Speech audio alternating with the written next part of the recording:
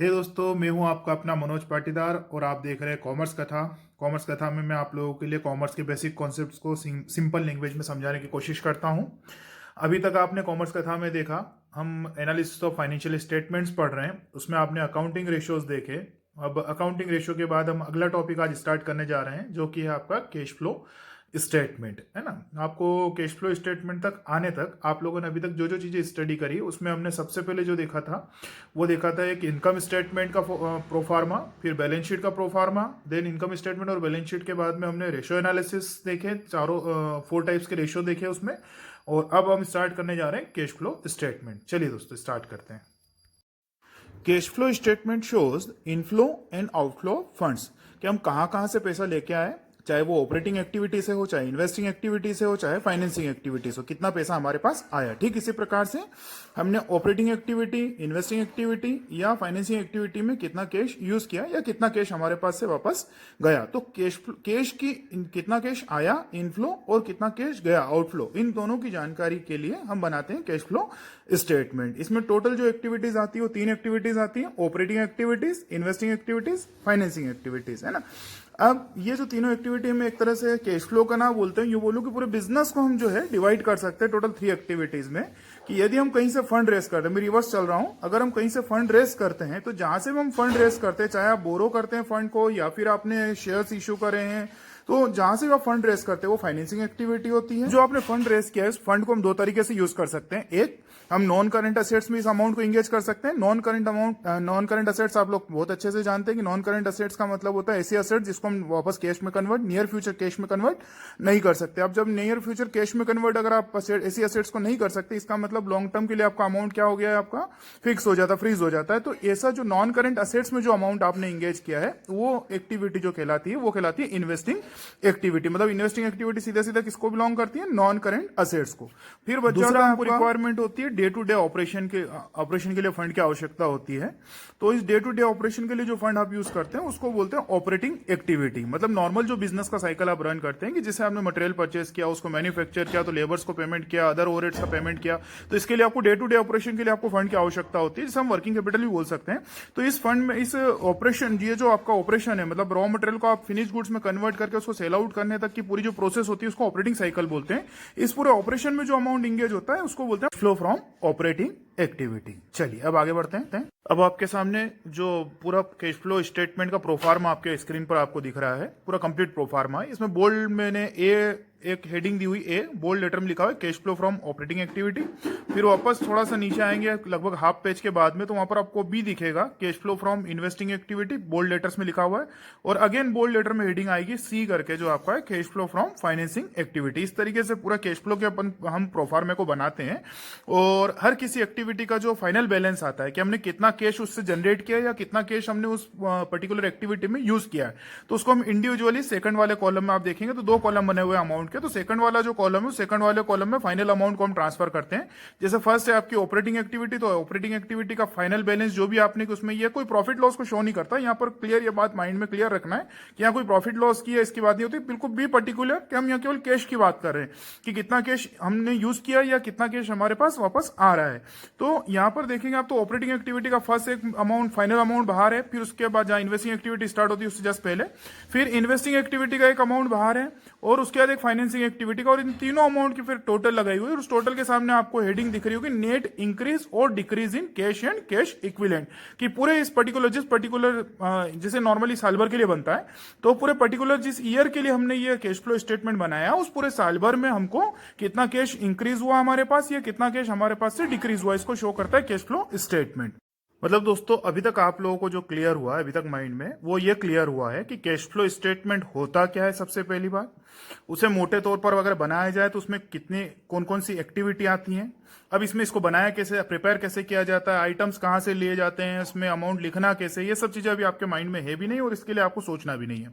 अब इस प्रोफार्मा को अगर आप देख रहे हैं तो बहुत बड़ा प्रोफार्मा है और बहुत बारीक दिख रहा है, इसलिए अब मैं इंडिविजुअली एक एक एक्टिविटी को, जैसे मैं इसमें से केवल ऑपरेटिंग एक्टिविटी, तो सबसे पहले एक ऑपरेटिंग एक्टिविटी को, फिर उसके बाद इन्वेस्टिंग और फिर फाइनेंसिंग को। अभी आपके सामने स्क्रीन पे जो है वो ऑपरेटिंग एक्टिविटी का प्रोफार्मा आपको दिया हुआ है, तो हम एक एक एक्टिविटी को लेकर डिस्कस कर रहे हैं। कभी भी इंडिविजुअल एक्टिविटी नहीं बनती, प्रोफार्मा वैसे ही बनता है, बट मैं इंडिविजुअली आपको लेकर समझा रहा हूं ताकि आपको आसानी से अलग अलग एक्टिविटी समझ में आ जाएगी, ऑपरेटिंग एक्टिविटी क्या है, इन्वेस्टिंग एक्टिविटी क्या है या फाइनेंसिंग एक्टिविटी क्या है। तो अभी सबसे पहले हम कौन सी एक्टिविटी देख रहे हैं हमारी स्क्रीन पे, तो हमारी स्क्रीन पे अभी अपना cash flow from operating activity.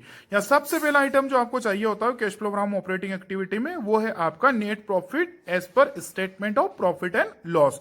जो आपके फाइनेंशियल स्टेटमेंट में प्रॉफिट एंड लॉस, हम जो statement of profit and loss बनाते हैं, उसके अकॉर्डिंग जो भी प्रॉफिट या लॉस दिया होगा उसको हम सबसे पहले लिखेंगे, और उसमें 3 चीजें हम ऐड करते हैं। ये बात ध्यान रखिएगा, इस बिल्कुल स्टैंडर्ड प्रोफार्मा आपको 12th के लेवल पर इतने ही आइटम आते हैं। ऐसे इसका कैश फ्लो का प्रोफार्मा अगर आप बुक में देखने जाएंगे तो बहुत बड़ा, बहुत लेंथी मिलता है, लेकिन आपके 12th के लेवल पर जो प्रोफार्मा मैं आपको समझा रहा हूं इतने में आपका काम बन जाएगा, और आराम से आप कैश फ्लो स्टेटमेंट का क्वेश्चन अगर आपकी बुक से आएगा तो आप, या क्वेश्चन एग्जाम में आता है तो आप आराम से उसको अपना अटेम्प्ट कर सकते हैं। तो इसमें हमको सबसे पहले प्रॉफिट में 3 आइटम, इसी तरीके से हमको प्रोफार्मा याद रखना जैसे मैं आपको सिखा रहा हूं। तो सबसे पहले इसमें आपको नेट प्रॉफिट में आप कितना आइटम ऐड करोगे, 3 आइटम ऐड करोगे। फर्स्ट है आपका transfer to general reserve, second है आपका प्रपोज डिविडेंड, और थर्ड है आपका प्रोविजन फॉर टैक्सेशन। ये 3 आइटम आपको ऐड करना है नेट प्रॉफिट या नेट लॉस जो भी आपका दिया हुआ है statement of profit and loss, उसके उसमें आप उसमें ऐड कर देंगे। तब जो टोटल आएगी वो टोटल आ जाएगी आपके net profit before tax and taxation and extra ordinary items. अब ये जो आपका कैलकुलेशन आपने किया है, चाहे तो आप यहाँ कैश फ्लो स्टेटमेंट में भी कर सकते हैं, और ये जो तीनों आइटम आपने ऐड करें इसको आप चाहे तो अलग से भी एक प्रोफार्मा बना के, मतलब वर्किंग नोट में बना के, और वहां से डायरेक्ट अमाउंट लेकर यहाँ लिख सकते हैं। इसीलिए यहाँ पर फर्स्ट हेडिंग मैंने पहले ना देते हो, फर्स्ट हेडिंग यहाँ पर दी है ऑपरेटिंग एक्टिविटी में। तो आपने क्या फाइंड आउट कर लिया, first net profit before taxation and extra ordinary items. अब इसमें आप ऐड करते हैं आइटम्स टू बी एडेड। अब कौन सा आइटम ऐड किए जाए, आइटम्स टू बी एडेड तो लिखा हुआ है, लेकिन कौन सा आइटम ऐड किए जाए इसमें, तो वो चीज भी हमारे माइंड में क्लियर होना चाहिए कि हम कौन सा आइटम ऐड करें। आइटम्स टू बी एडेड में हम ऐड करते हैं या तो वो नॉन ऑपरेटिंग एक्सपेंसेस हैं या फिर नॉन कैश एक्सपेंसेस हैं। अगर कैश में नहीं है और हमने इसमें से लेस कर दिया इस प्रॉफिट को निकालने के लिए, तो वापस हम ऐसे आइटम्स को, ऐसे एक्सपेंडिचर को क्या कर देते हैं, वापस ऐड कर देते हैं। या फिर वो नॉन ऑपरेटिंग है, ऑपरेशन से रिलेटेड ही नहीं था, लेकिन फिर भी हमने इस प्रॉफिट को निकालते समय उसको लेस कर दिया ऐसे एक्सपेंडिचर को, तो ऐसे नॉन कैश और नॉन ऑपरेटिंग एक्सपेंडिचर को वापस हम इसमें क्या कर देते हैं, ऐड कर देते हैं। ठीक इसी प्रकार से आइटम टू बी डिडक्टेड में ऐसी इनकम को हम लेस कर देते हैं जो ऑपरेटिंग इनकम नहीं है। तो आप जब आप इसमें से नॉन ऑपरेटिंग इनकम और नॉन ऑपरेटिंग एक्सपेंडिचर को अगर माइनस कर देते हैं, नॉन कैश एक्सपेंडिचर को वापस ऐड कर देते हैं, मतलब उसका रिवर्स इफेक्ट दे देते हैं, तो अब आपके पास क्या मिल जाता है, आपको मिल जाता है profit before working capital change. मतलब profit before working capital change तक आने के लिए हमने क्या क्या करा, तो हमने सबसे पहले प्रॉफिट उठाया अपना इनकम स्टेटमेंट से, उसमें 3 आइटम ऐड करें, फिर उसके बाद में आइटम्स टू बी एडेड और आइटम्स टू बी डिडक्टेड। यहां तक हम आए। आइटम्स टू बी एडेड में आप ऐड करते हैं डेप्रिसिएशन ऑन टेंजिबल एसेट्स, जो भी टेंजिबल एसेट्स होती है उनके जो ऊपर जो डेप्रिसिएशन होता है, फिक्स्ड एसेट्स में जो टेंजिबल एसेट्स है उसका डेप्रिसिएशन, और इनटेंजिबल एसेट्स जैसे गुडविल, ट्रेडमार्क, पेटेंट्स वगैरह अगर उनका अमाउंट अमोर्टाइज होता है, मतलब उनका अमाउंट रिटर्न ऑफ होता है, कम होता है, जैसे डेप्रिसिएशन की तरह, मतलब टेंजिबल एसेट्स पर हम उसे डेप्रिसिएशन कॉल करते हैं और इनटेंजिबल एसेट्स पर उसे अमोर्टाइजेशन या रिटर्न ऑफ के नाम से हम कॉल करते हैं। तो ऐसा कोई भी अमाउंट अगर हमारा लेस होता है तो उस अमाउंट को वापस हम यहाँ पर क्या कर देते हैं, ऐड कर देते, क्योंकि ये नॉन कैश आइटम है। फिर उसके बाद में आपका आ जाता है इंटरेस्ट पेड, जो कि एक फाइनेंसिंग एक्टिविटी है, और loss on sale of fixed assets जो कि एक इन्वेस्टिंग एक्टिविटी थी। ये दोनों भी हम इसका भी क्या कर देते हैं, जो हमने यहाँ पर लॉस कहीं ना कहीं हमने पहले लेस किया होगा इस प्रॉफिट को निकालते समय, और इंटरेस्ट पेड भी हमने इसमें से क्या करा होगा, लेस किया होगा, तो इन दोनों को हम वापस क्या कर देते हैं, ऐड कर देते हैं। तो आइटम्स टू बी एडेड में आपने 4 आइटम ऐड करें, डेप्रिसिएशन, इंटेंजिबल एसेट्स का अमोर्टाइजेशन, इंटरेस्ट पेड और loss on sale of fixed assets. कोई भी फिक्स्ड एसेट्स हो, फिर चाहे उसमें नॉन करेंट इन्वेस्टमेंट भी हो सकते हैं, है ना। फिर आपका आ जाता है आइटम्स टू बी डिडक्टेड में। आइटम्स टू बी डिडक्टेड में यही सेम जो आपने अभी इंटरेस्ट पेड था तो ऊपर ले लिया था एडेड में, इसी तरीके से इंटरेस्ट रिसीव्ड जो है वो आपकी नॉन ऑपरेटिंग इनकम है, अगर वो इनकम इस प्रॉफिट में ऐड है तो उसको भी हम वापस क्या कर देंगे, डिडक्ट कर देंगे। तो इंटरेस्ट की तरह डिविडेंड या रेंट भी हमको रिसीव होता है तो वो भी हमारी नॉन ऑपरेटिंग इनकम है।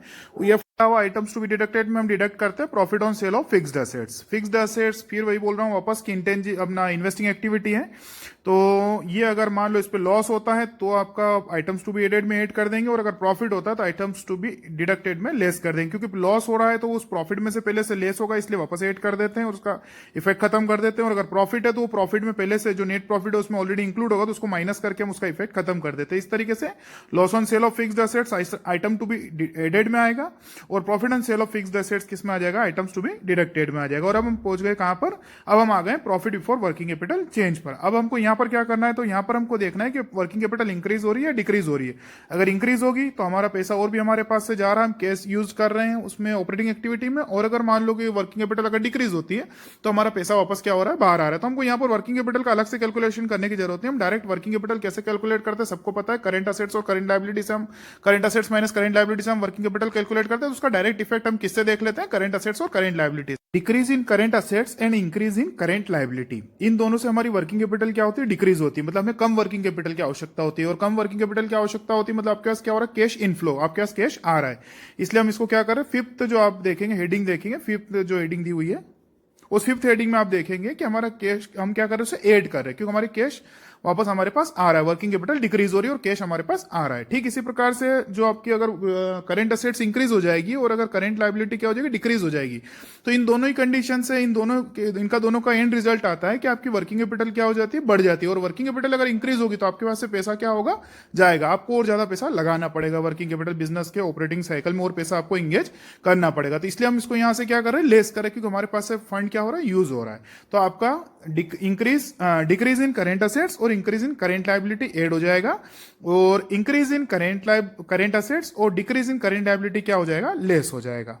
अब हम कहां पर आ गए, हम आ गए कैश जनरेटेड फ्रॉम ऑपरेशन। इसमें से केवल एक लास्ट आइटम बचा हुआ है, लास्ट स्टेप है, बस बहुत लेंदी हो गया। उसमें से हम लेस कर देंगे इनकम टैक्स पेड, एक्चुअल में जितना इनकम टैक्स पेड किया वो लेस किया, तो अब आपको पता चल जाएगा cash flow from operating activity. Steps को शॉर्ट में एक बार रिवाइज कर लेते हैं। हमको करना क्या है, सबसे पहले हमको इनकम स्टेटमेंट से प्रॉफिट उठाना है। उस प्रॉफिट में 3 आइटम हमको ऐड करना है, transfer to general reserve, provision for taxation और प्रपोज डिविडेंड। इन तीनों आइटम को आप ऐड करेंगे तो फिर आपका आ जाएगा net profit before taxation and extra ordinary item. उसमें आप आइटम्स टू बी एडेड को ऐड करेंगे और आइटम्स टू बी डिडक्टेड को लेस करेंगे, तो आपको पता चल जाएगी profit before working capital change. इसमें आप डिक्रीज इन करेंट असेट्स और इंक्रीज इन करेंट लायबिलिटी को ऐड कर देंगे, और इंक्रीज इन करेंट असेट्स और डिक्रीज इन करेंट लायबिलिटी को क्या कर देंगे, लेस कर देंगे। तो आपको पता चल जाएगा कैश जनरेटेड फ्रॉम ऑपरेशन, और उस कैश जनरेटेड फ्रॉम ऑपरेशन में से इनकम, एक्चुअल में जो इनकम टैक्स पेड किया वो लेस कर देंगे, तो आपको पता चल जाएगा cash flow from operating activity. चलिए अब हम स्टार्ट करते हैं cash flow from investing activity, जो कि सेकंड एक्टिविटी है। इन्वेस्टिंग एक्टिविटी में केवल और केवल हमको नॉन करंट असेट्स को ध्यान देना है। अगर नॉन करंट असेट्स को हम सेल करेंगे, अब चाहे फिर उसमें आपका फर्नीचर आ जाए, मशीन आ जाए, बिल्डिंग आ जाए, या कोई नॉन करंट इन्वेस्टमेंट आ जाए, अगर आप उनको सेल करेंगे तो आपके पास पैसा आएगा, proceeds from sale of non current assets. और ठीक इसी प्रकार से अगर आप नॉन करंट असेट्स को क्या करेंगे, परचेस करेंगे, तो आपके पास कैश क्या होगा, जाएगा आपके पास से। तो ये आपका इनफ्लो और आउटफ्लो हो गया।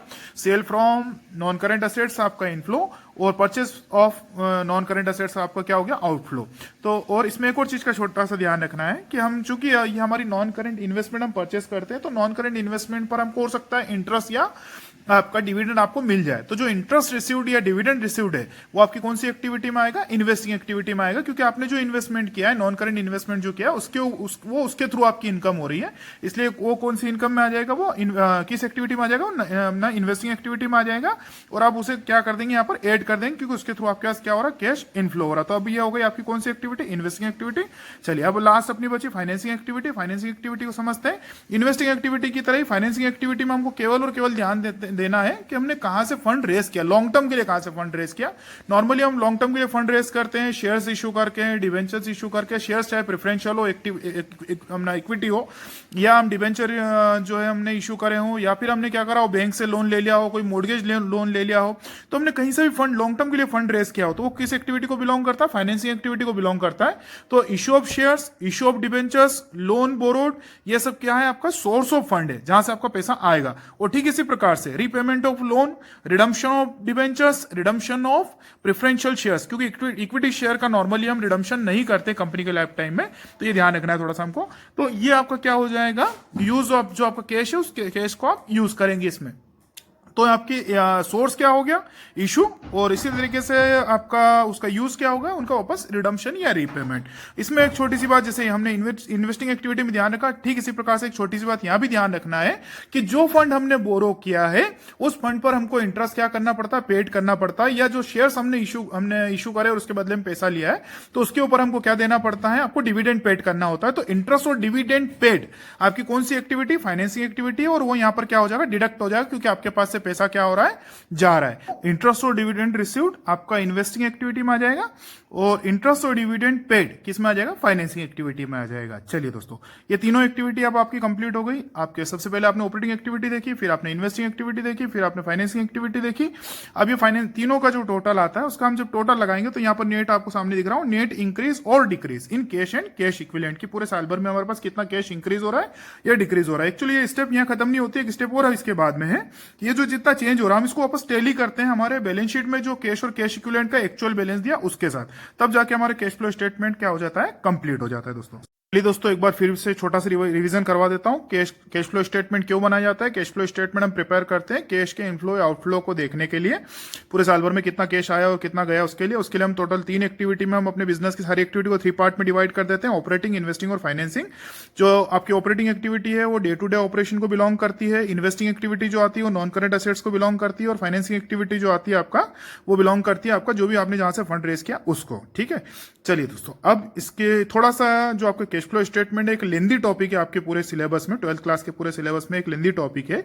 इसको थोड़ा अभी जो मैंने ये फर्स्ट पार्ट बना है, इस फर्स्ट पार्ट में केवल हमने कैश फ्लो स्टेटमेंट के प्रोफार्मे को समझा है। अब इसमें हम क्वेश्चन को अटेम्प्ट कैसे करते हैं उसके लिए मैं आपको एक और पार्ट, अगला पार्ट बनाऊंगा और उसमें बताऊंगा आपको कि हम किस तरीके से कैश फ्लो स्टेटमेंट के क्वेश्चन के अटेम्प्ट करने के लिए हमारा अप्रोच क्या होना चाहिए, वो अप्रोच भी हम समझेंगे, उसमें देखेंगे सेकंड पार्ट में। तब तक के लिए बाय बाय।